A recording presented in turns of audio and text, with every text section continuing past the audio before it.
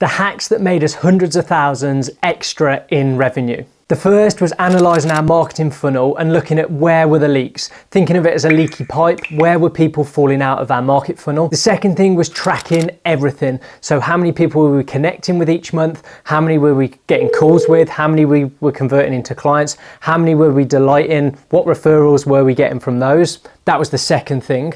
The third was identifying our weak points once we tracked it. So we looked at the connect, the consider, the convert, and where were our weak points? Were we connecting with enough people? Were we converting enough of them? And were we getting them to actually consider working with us? Where were our weak points along that? And then we looked at improving it. Once we knew those weak points, the next thing was to level up our branding. So we rebranded everything and made sure it was good enough and better than anyone else's in our marketplace so that we could attract more clients and we could convert them and increase those numbers that we were now tracking.